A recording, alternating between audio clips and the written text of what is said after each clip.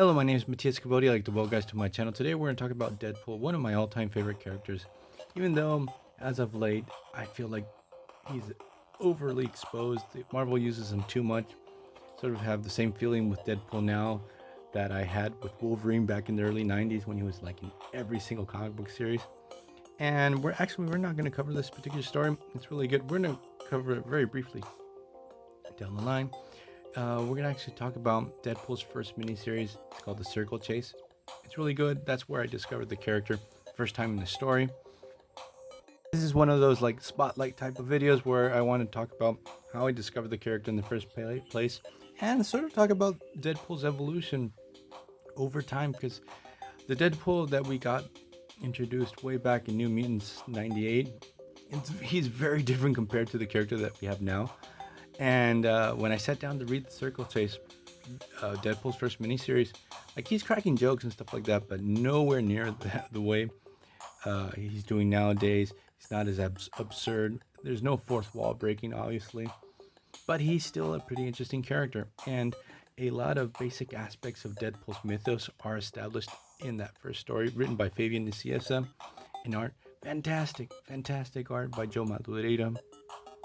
The first time I ever saw Deadpool was actually on one of these Marvel trading cards, the X-Men, the Jim Lee X-Men series. And I saw him and I thought right off the bat, that character looks pretty awesome. And what you would be able to, like back in the day when you would get these trading cards, since you didn't have the internet or Wikipedia, like you would discover the basics about the characters on these cards. They were really good to get you introduced in comic books in the first place.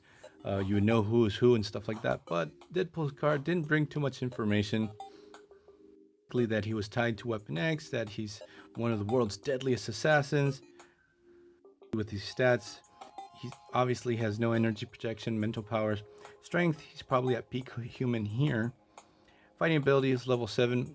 Back in the day, all these characters, like a ton of characters, had fighting ability 7 when they didn't have basic powers and stuff like that. And he's really smart.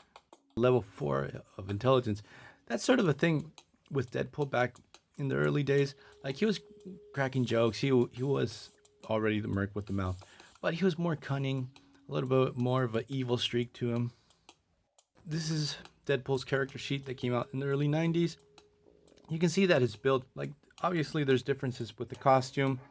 He used to use these thicker swords back then. He wouldn't use like these the katana type swords that he has nowadays. His build is a little bit bigger.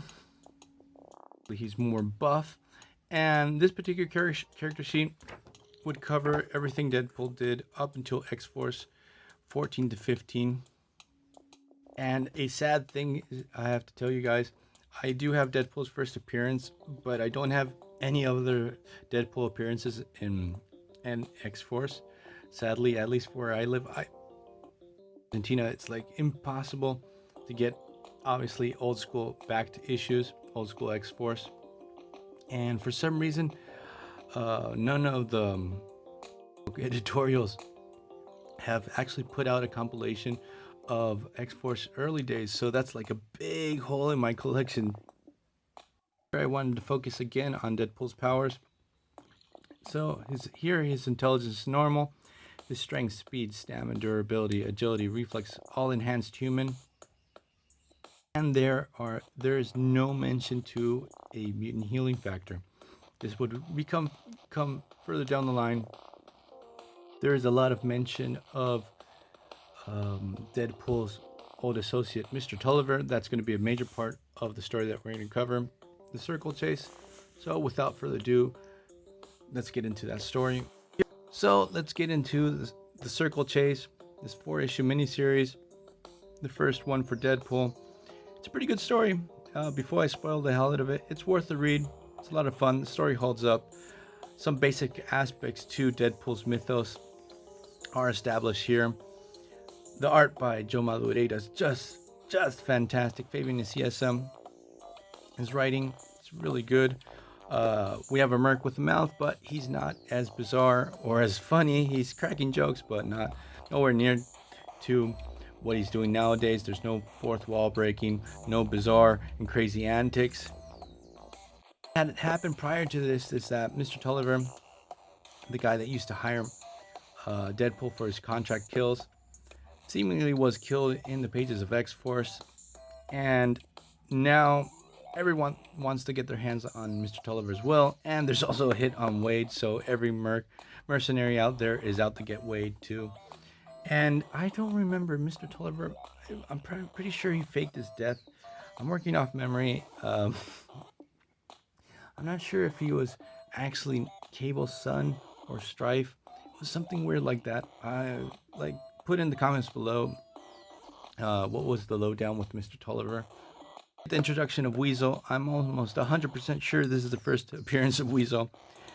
Deadpool's right-hand guy, the guy who gets his weapon, his tech, gives him, does the intelligence for Deadpool's missions and stuff like that.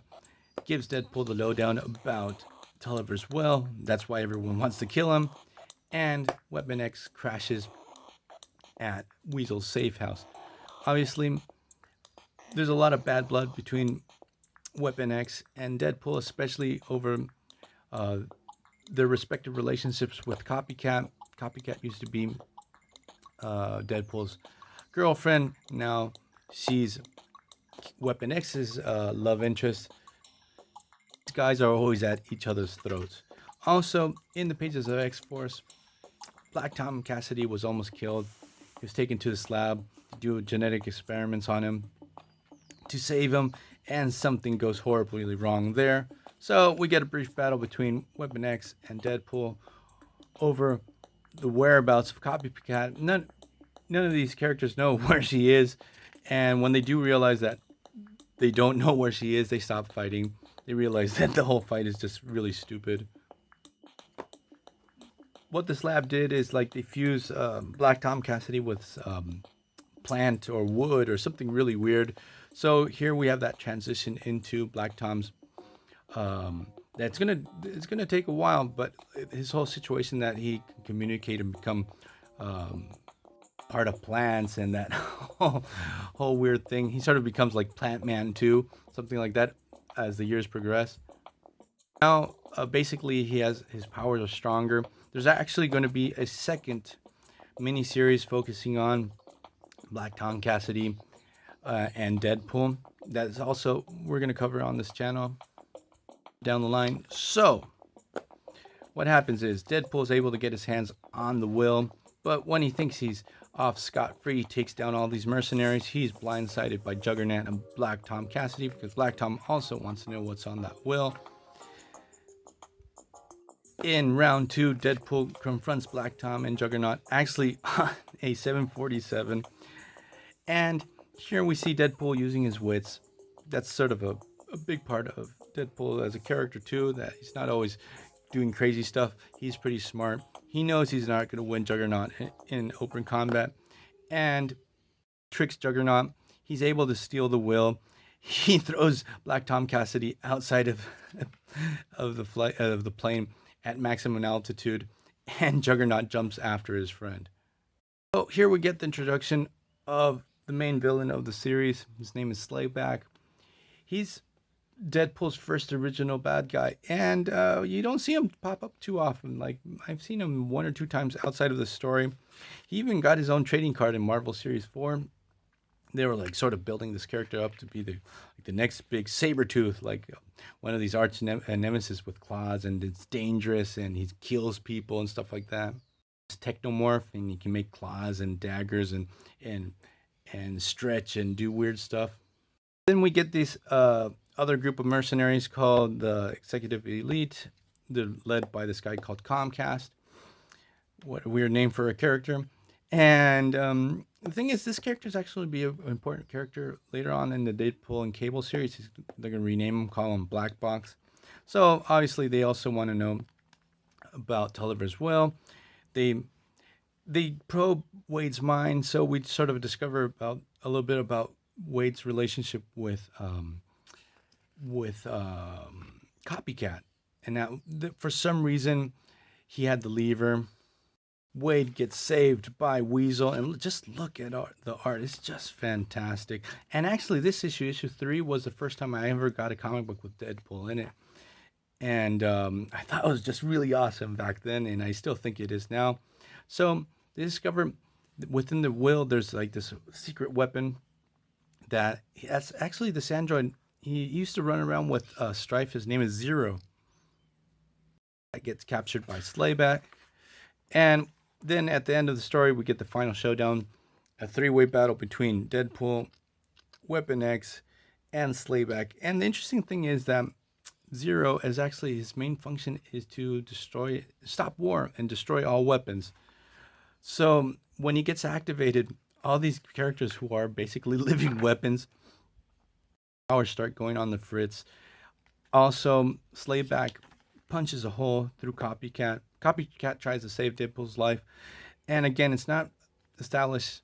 No, actually, in this story, it's established that he has a healing factor, but it's not as powerful as it is now. So basically, Copycat is almost killed by Slayback.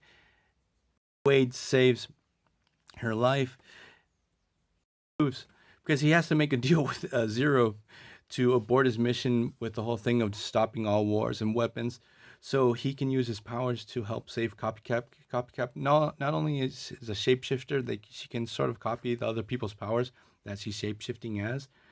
Her power sets are really weird. I used to think she was a Mystique knockoff, but she's like more complex than that. Shows this softer side to Deadpool. The guy has a heart. He does really have feelings for Copycat. For whatever reason, he had to leave her. It was a big deal. That we're gonna put it to end to this video. I hope you guys liked it. In the next one, we cover the Deadpool second mini series. That was also pretty awesome. See you guys next time. Bye.